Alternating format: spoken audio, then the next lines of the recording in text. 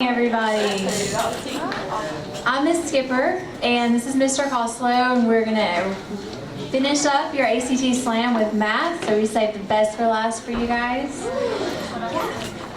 So I know this is kind of small for you guys to see, but the purpose of the Slam is not necessarily to teach you content. That's what you've been learning in your math classes since middle school. It's really just to give you hints and ideas to maybe help you get one more question right or get two more questions right, because it could make the difference between, $16,000 over 4 years in scholarships. It can make the difference between being able to go to a 4-year university, being qualifying for a 4-year university. So when you get up in the top tier of the ACT, like in the 30s, the difference between a 29 on the math and a 30 on the math is one question. Making a 30 on the ACT can get you a lot of money. Making a 32 on the ACT, maybe if you want to go out of state to school, you can get in-state tuition. Out of state if you make high enough on the ACT, or you can even get out of state tuition completely paid for. That's like $100,000. So the focus today is getting one or two more questions right, and I think you guys can do that. Okay, so here's some quick facts that you may or may not know. There are 60 minutes to do 60 questions on the math part. The questions in the math section contain 5 answer choices. And it's the only test on the ACT where there's 5. All the rest of them, there's 4 choices. So just guessing on the math, you have less of a probability of getting it right. Number 3, the less difficult questions are at the beginning of the test, and the questions typically get more difficult throughout the test. And if you guys have taken the ACT, you know that that is true. But luckily, getting the first 10 right gives you the same number of points as getting the last 10 right. So the pre-algebra questions are worth the same amount of points as the pre-calculus questions. All right, and then number 4, you will not be provided with any formulas. Now I know you guys are kind of used to when you take a big test that formulas are provided, like the quadratic formula, or if you're in geometry, maybe they would give you area formulas. They expect you to know all of the area formulas you've ever learned in geometry and all the formulas you've ever used in Algebra 2. So on the very back page of your SLAM papers, there is a formula sheet that I found that has a good majority of the formulas you're going to need to know. And also things like Pythagorean triples. You can figure out the third side of a right triangle using Pythagorean theorem, but it'll probably take you about a minute. If you have the Pythagorean triples memorized, then you can just fill it in and be ready to move. So one side is filled in, and then the other side is blank, so you can study and then see what you know and what you need to work on a little bit more.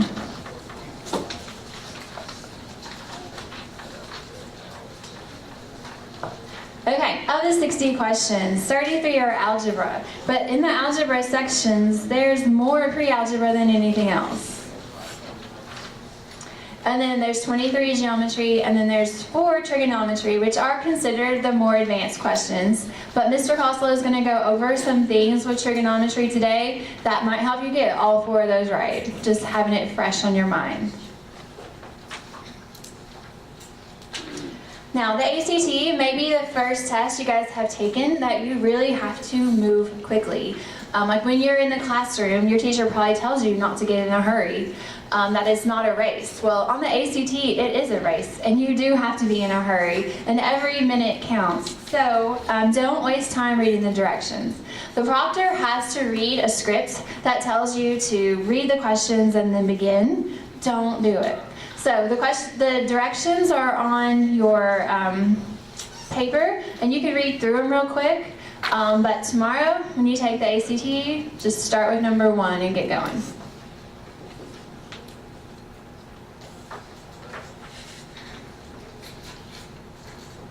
All right, this is a hint that my daughter felt like it really helped her finish because time was a little bit of an issue for her. So working math problems and bubbling answer choices uses different parts of your brain. So when you go to do a problem, you're like using one part of your brain to solve, and then you use a different part to bubble. And then you go back and you have to reset your brain to solve. So what she did, and what I advise you guys to do, is to keep your test booklet open, work every problem that you can see, and then bubble those, turn the page and start over. So you only have to reset your brain like 4 or 5 times during the test. You don't have to do it 60 times during the test.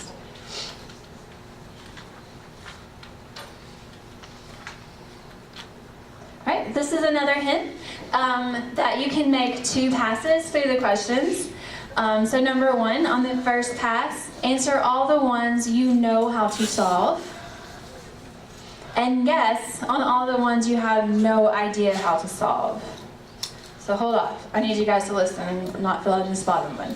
All right, so, and if you're gonna guess and you can't narrow down the choices, so like you have absolutely no idea, and that's gonna probably happen. Don't freak out when you have absolutely no idea. It's okay.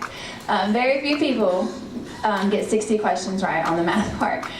So if you have no idea and you cannot narrow it down, go in there with a letter in your head. So like every time I have no idea, I'm gonna choose B. Or every time I have no idea, I'm gonna choose C.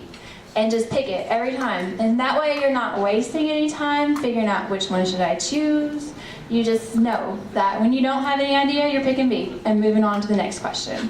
Now you do want to narrow down. If you can narrow down, you definitely want to do that.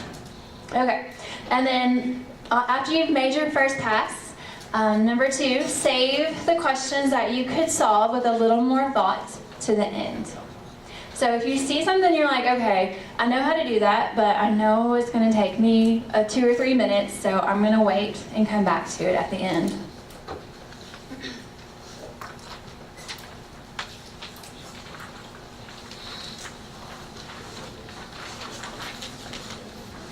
All right, and then pay attention to the questions that go with a figure.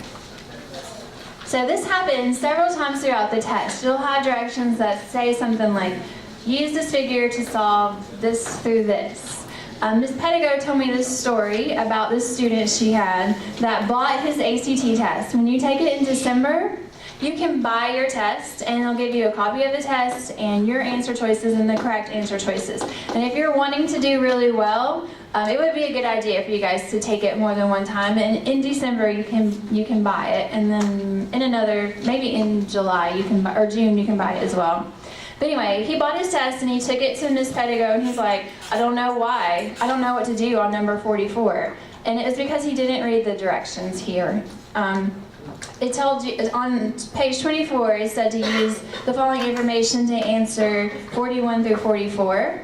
But 44 was on page 25, and he didn't go back and look at the figure. And if he had, he would have got that question right. He knew how to do it as soon as he realized he had to look at the figure. So pay attention to the directions inside your test when you're looking at figures. Okay, so we're going to do some algebra tactics. And if you guys can solve these problems algebraically, do that. That is the fastest way to solve every problem, is just to use what you know. But if it's something that's really abstract or something that is confusing and you don't really know what to do, here are some things you could try. You can plug in your own numbers, or you can plug in the answer choices. So we're going to start with plugging in your own numbers first.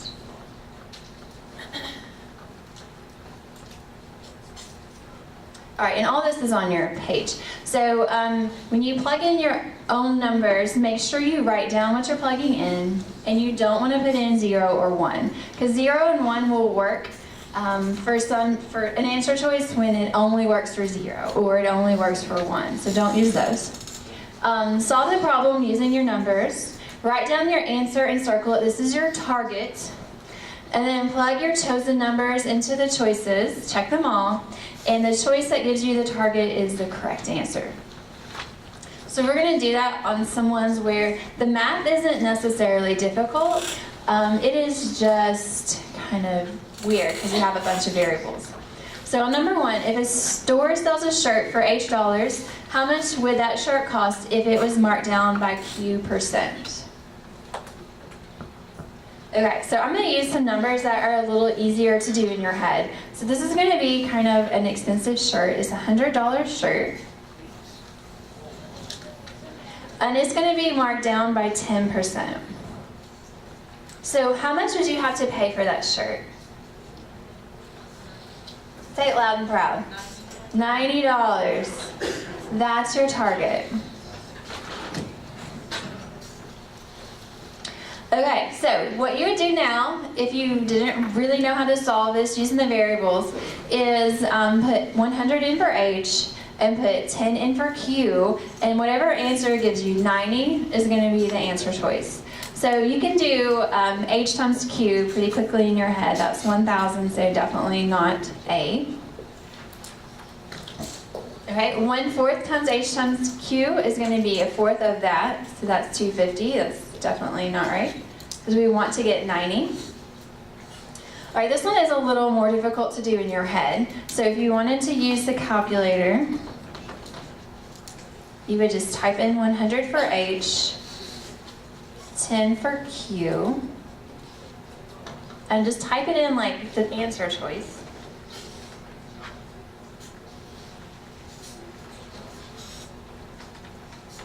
That one gives you 90, so that's the one that's the answer.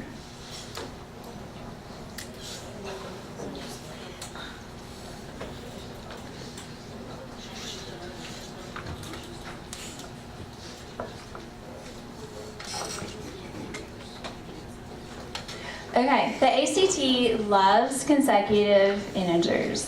I can almost guarantee that there's going to be a consecutive integer question on your ACT.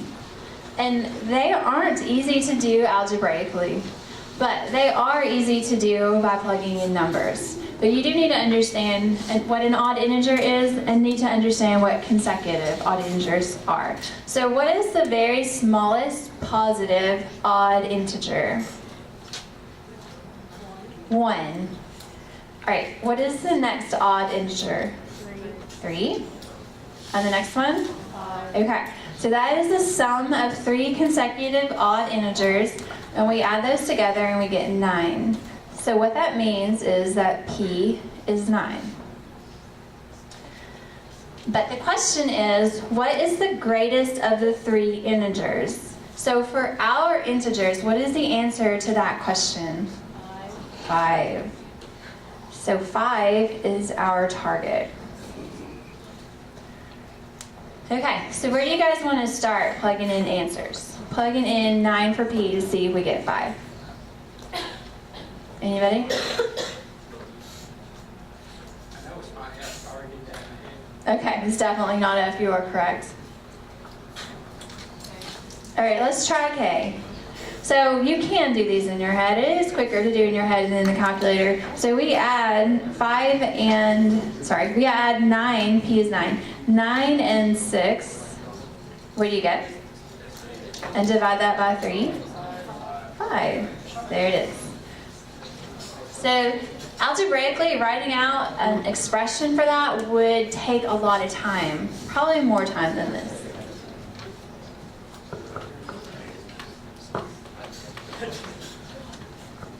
Okay, and then this is another one. The math behind it is not super difficult. It is just abstract because there's so many variables. So if W hats cost Z dollars, then how many hats could you buy for $100? So I just made it up that 2 hats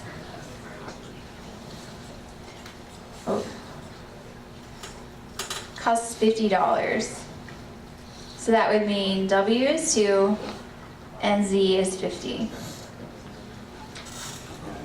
So the question is, how many hats can you buy for 100? So for our situation that we just made up, how many hats can you buy for $100? 4.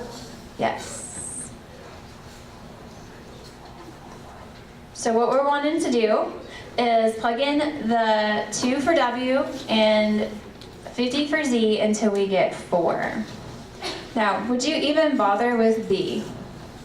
No, because there's no way that's going to be a small number, because that's going to be huge. All right, so you guys look at those choices, see what you can figure out.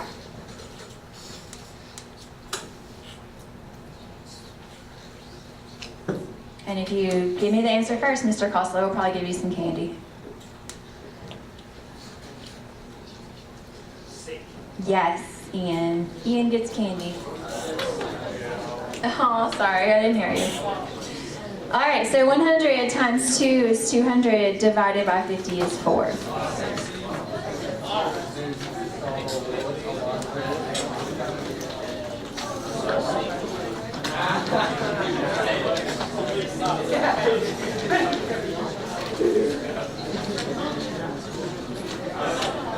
All right, so you guys probably know about solving equations by plugging in answer choices and seeing what gives you a true statement. That is going to be helpful for several of them on the ACT. However, again, if you can solve the equation algebraically, please listen. If you can solve the equation algebraically, you want to do that. That's the fastest way to do it. But when you're plugging in answer choices, be sure you check them all.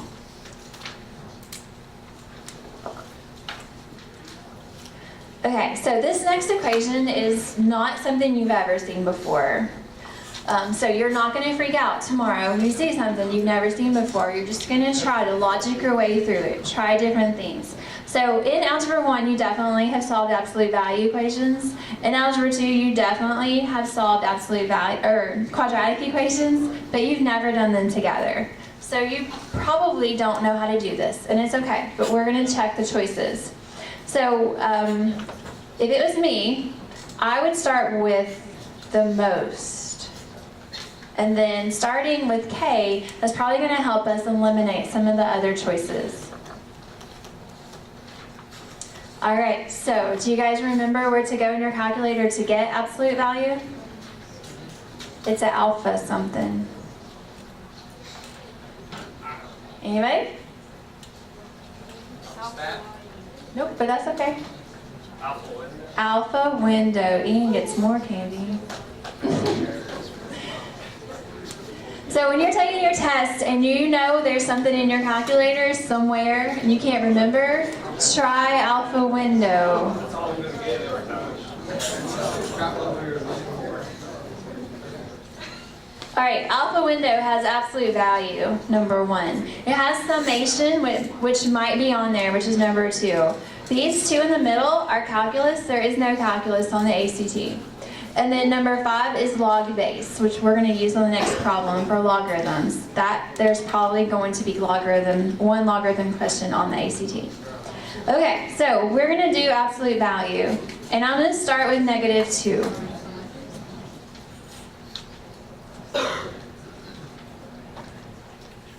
Oh, whoops.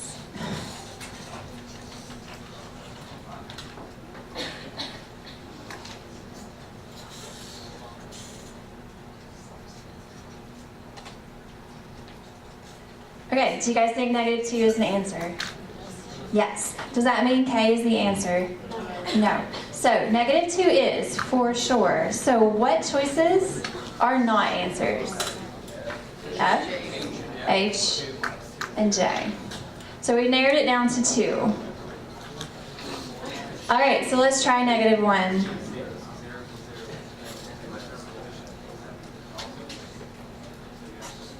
Is -1 a solution? No. So what's our answer? Good job.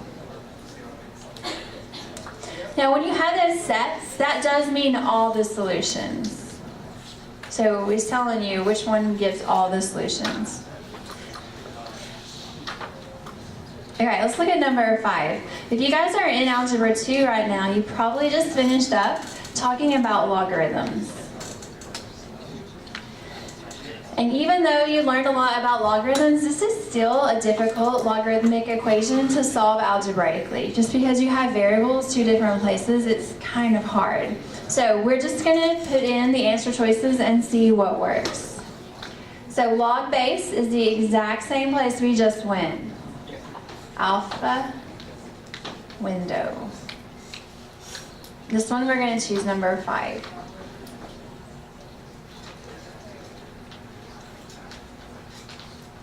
Okay, now to save on time, because I don't want Mr. Costello to have to rush, I already know what the answer is. It's -1, but when we put in -1 for x, let me see.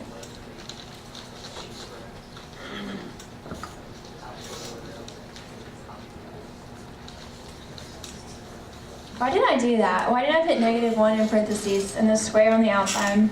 So it's actually like square negative. Very good. So squaring the -1. Heather Bishop needs some candy. All right, square -1. Otherwise, it won't square the negative, and it'll definitely give you the wrong answer. All right, so is -1 the answer? I got 2, like I was supposed to, so the answer is C.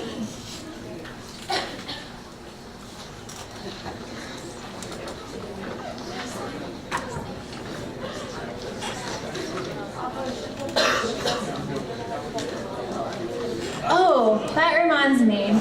I told every group except for one. Tomorrow, your proctor and test administrator are supposed to give you a calculator.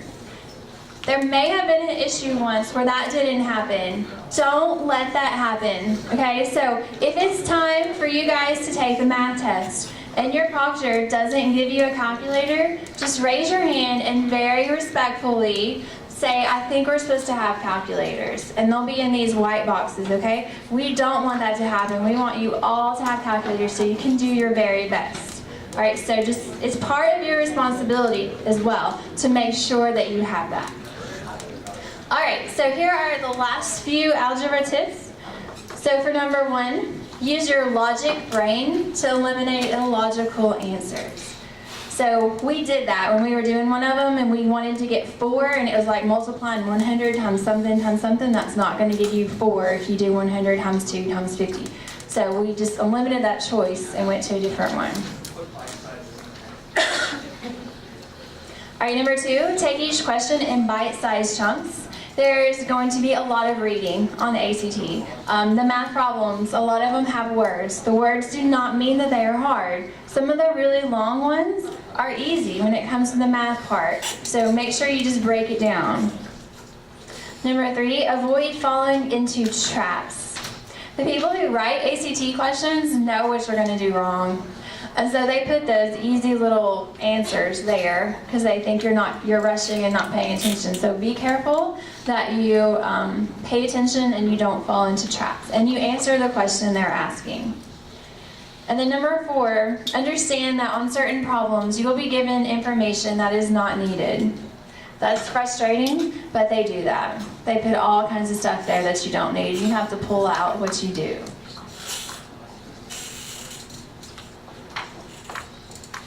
Okay, so this is the last problem. This is for the people who want to get in the 30s. I know there's some of you out there. This is very challenging. So we have this equation. It's a quadratic equation, a trinomial, where m and n are integers, and the only possible value for x is -3. And we want to know the value of m. This is not one where you can plug in choices to get the answer. You have to kind of know what's going on. So how many answers do quadratic equations usually have? 2. So most quadratic equations have 2 answers. This one only has 1. When does that happen? When it equals 0. It does equal 0.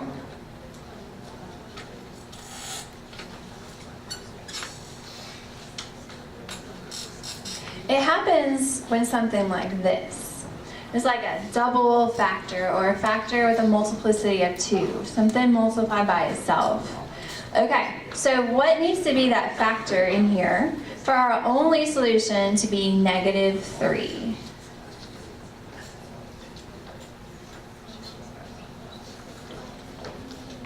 Yes, x plus 3 is going to give you an answer of -3. Jaya. Okay, so we want to make this look like this. How do you do that? Multiply it by itself. She gets candy again.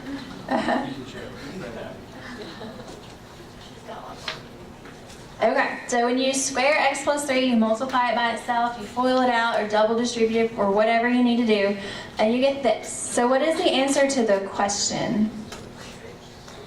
H6. Now be careful, because 6 and 9 are both answer choices, but you have to answer the question they're asking, which is incorrect. Okay, Mr. Goslow is going to take over with some geometry. Everyone tell Ms. Skipper thank you. Okay, we're going to look, to finish this off, we're going to look at some geometry and trigonometry concepts. So I need your attention just for a few more minutes.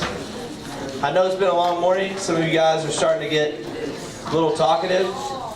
But if you could come back, I promise, if you pay attention, like she said, 1 or 2 problems makes a difference. So for you guys who are cutting up back there, this could affect you. If you would pay attention, it might help you out a lot. Okay, so please focus for just a few more minutes, and let's get through just a couple of problems that you guys could very well face some that look a lot like these tomorrow, and you have a good idea of how to do them.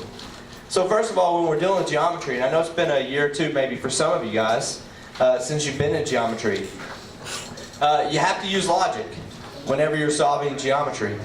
So when you come across a problem, make sure you think it through, okay? It's math, it's logical. It should make sense. If it doesn't make sense, it's not the answer. Now, when you look at the geometrical figures that will be drawn, most of the time, those shapes are going to be drawn to scale. So most of the time, you can kind of confidently mark out problems or answers that can't be it because they just don't look right. So use your eyes to eliminate those impossible answer choices. Now, if you have a problem that you come across and there's not a diagram drawn, go ahead and draw one, okay?